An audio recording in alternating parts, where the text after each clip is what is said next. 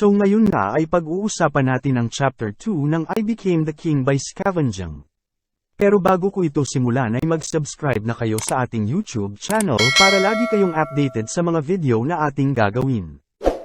Sa nakaraang video, nalaman natin na may isang abyssal gate na lumabas galing sa void. May nagsilabasang mga monsters sa harap ng mga tao.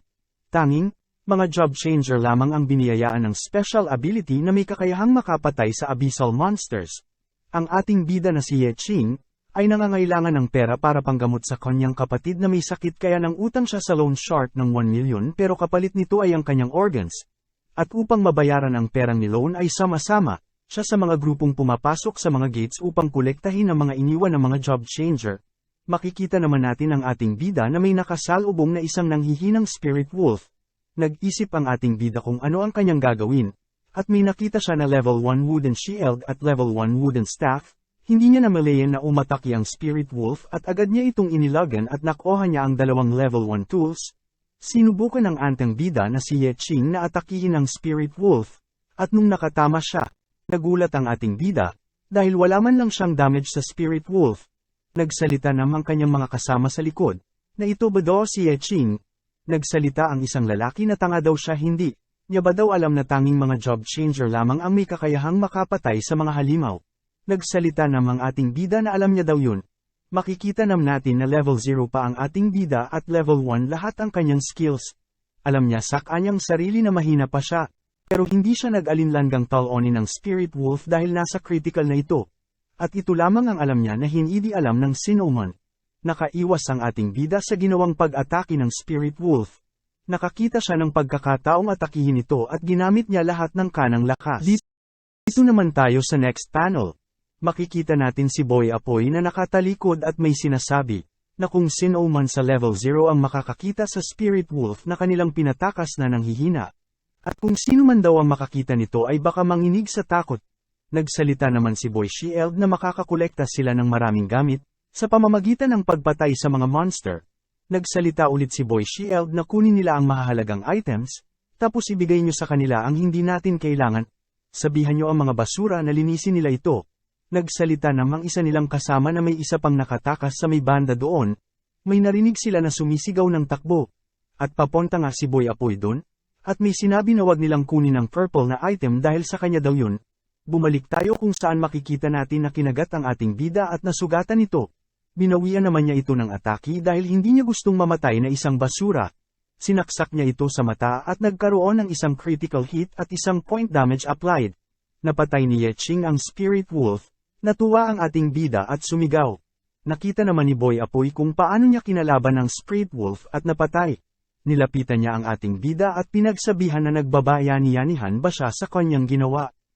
At akala niya ba do sa kanyang sarili na mabubuhay pa siya ng matagal? Makikita natin dito na may inisip ang ating bida na ang job changer ay may mga trabaho pero hindi lahat limitado sa isa't isa. Dito naman makikita natin na kung ang isang tao na nagsisimula sa level 0 at nakaipon ng experience yung level 0 ay magiging level 1 at kung mapagtagumpayan nilang ang pagle-level 1 ay may iba't ibang klase ng job changer katulad ng fighter, defender, assassin, healer, at marksman. At ito ang mga kadalasang nakukuha ng mga nagle-level up. Makikita natin dito na kailangan nilang talunin ang mga monsters para madagdagan ang kanilang experience at mag-level up. Pero yung mga level 0 tulad ng ating bida ay walang kakayahang maka-damage sa mga monsters kaysa masama na lang siya sa mga nagbabalak pumasok sa gate. At araw-araw ay nadadagdagan ang kanyang experience kahit nagtatago lang siya sa likod ng mga matatas ang level sa kanya. At unti-unting tumatas ang kanyang experience hanggat sa umabot na ito ng 99%.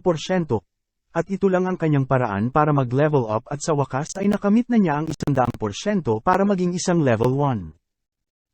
Hindi makapaniwala si Boy Apoy sa kanyang nakita, dahil ang isang katulad niyang nangongolikta ng basura ay mapapalitan na ng ibang trabaho.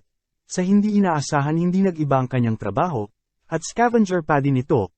Nagulat din ang ating bida dahil level 1 max ang kanyang status. Nakita naman ni Boy Apoy ang kanyang sitwasyon at pinagtawanan.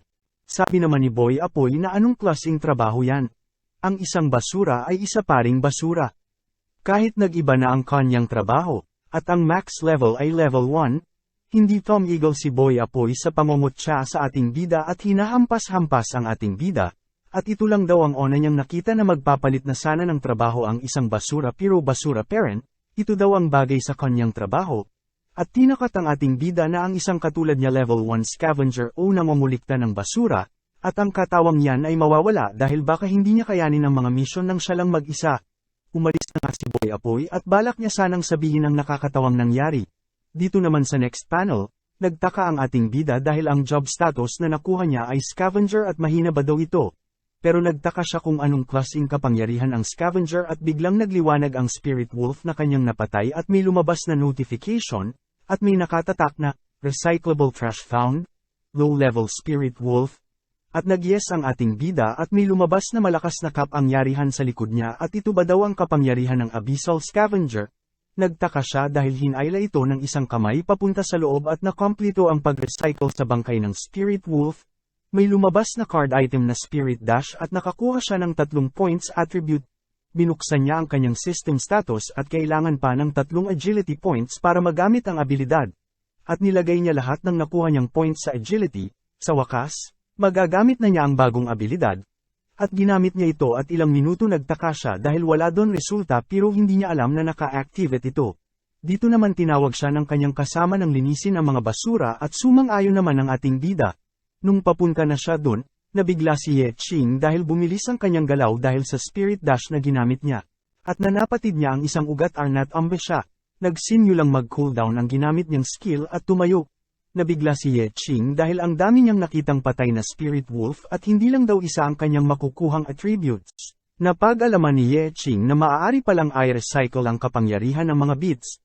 At tanging abilidad ng abyssal scavenger na may maximum level of level 1.